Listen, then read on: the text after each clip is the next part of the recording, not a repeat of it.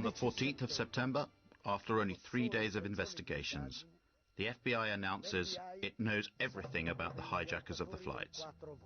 We have, in the last 24 hours, taken the manifests and used those as an evidentiary base, and have talked to many of the families of the victims, and have successfully, I believe, identified many of the hijackers on each of the 4 flights that went down. Let's look at the Lockerbie case. It took 2 years to bring indictments in that case. 2 years. In this case, in only 3 days, the FBI provided the names of all the hijackers without providing any evidence that they were actually on the flights. On the 12th of September, the Attorney General of the United States, Mr. Ashcroft, declares to the whole world that the passport of one of the hijackers had been found, a few blocks away from the ruins of Ground Zero.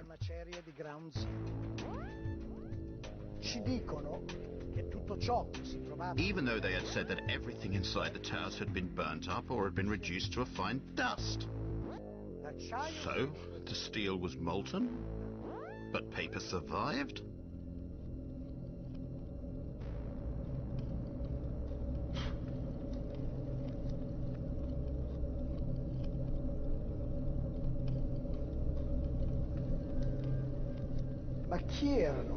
Who were these hijackers? The official story states that 15 out of the 19 came from Saudi Arabia, that they were trained in Afghanistan, and that they were Islamic fundamentalists, fanatical Muslims. Al-Qaeda is supposed to be a Salafist network, and Salafism is a very, very Puritan strain of Islam that suggests that we need to follow very closely, to the letter, the activities of the Prophet Muhammad. So, were these people Islamic fundamentalists? The evidence would suggest no. Muhammad Atta was basically not an Islamic fundamentalist. But there was always drinking, always drinking. If it wasn't wine, it was beer or liquor or whatever. There was always some drinking, always. And they had massive supplies of cocaine. Muhammad and all these people that he was with, they were drunk and stoned out of their freaking minds.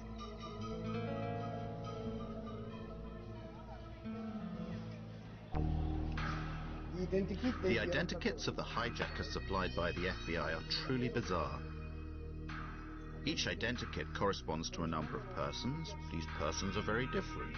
They have different attitudes and different biographies. They live in different places, sometimes at the same moment. When you speak of Muhammad Atta, what Muhammad Atta? Is it the Muhammad Atta who was in Hamburg, Germany, being run by German intelligence?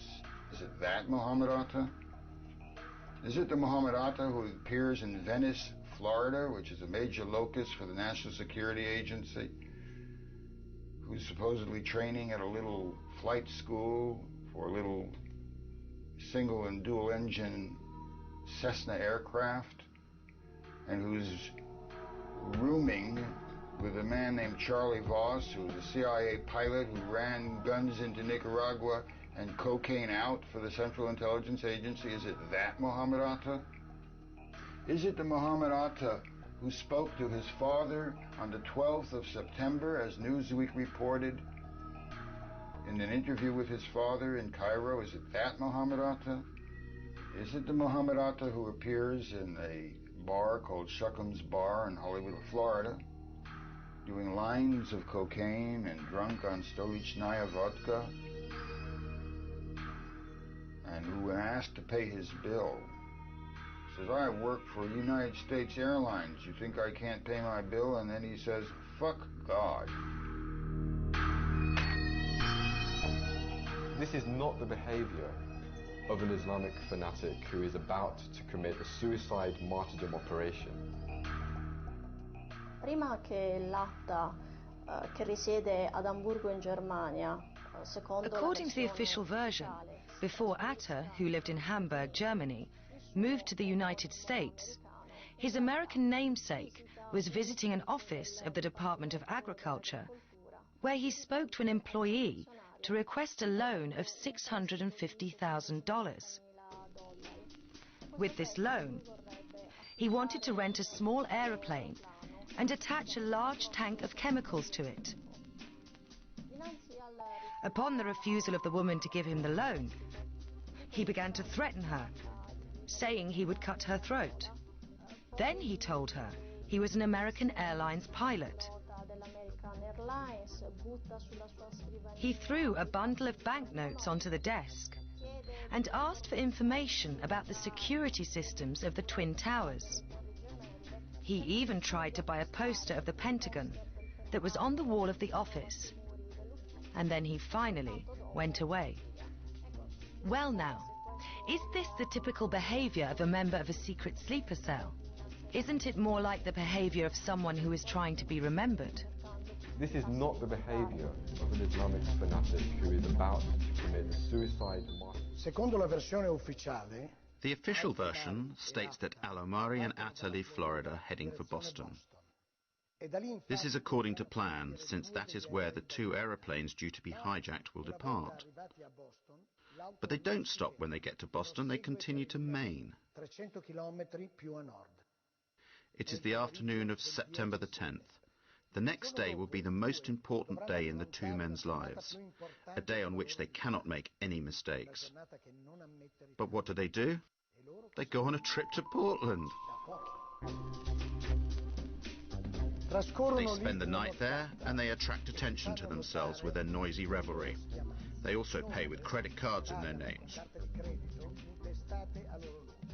They do everything they can to leave traces of their presence there. Next morning at 6 a.m., they fly from Maine to Boston. The plane that they are going to hijack takes off only half an hour after their flight lands. This is a very tight time window, potentially putting the whole plan in jeopardy. The circumstances surrounding the departure from Portland to Boston is very important, both in terms of the investigation and in shaping public opinion. It is there that the airport's CCTV cameras record the video in which we see the faces of Atta and Al-Omari. This video has been shown hundreds of times on television as evidence of the two terrorists boarding the aeroplane they are about to hijack. It's not true. That video shows them embarking at Portland. There is no evidence of the presence of these hijackers. It is simply something that the FBI tells us, without any proof. There is no proof. There is no way to prove the presence of any one of these patsies, these scapegoats on the planes. None at all. On September the 16th, one of the alleged hijackers of Flight 11, Abdel Aziz Al-Omari, went to the Jeddah consulate to protest his innocence to US officers. Al-Omari, a pilot from Saudi Airlines, receives an official apology from the American officers in Riyadh.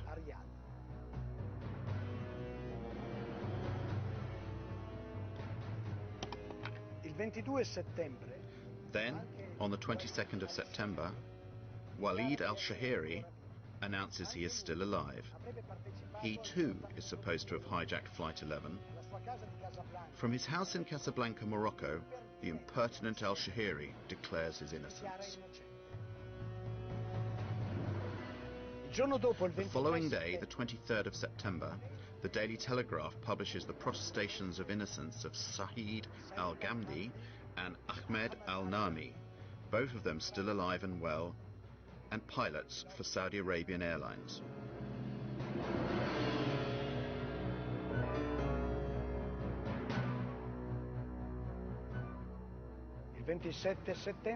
On the 27th of September, CBS tracks down Salem al-Hazbi.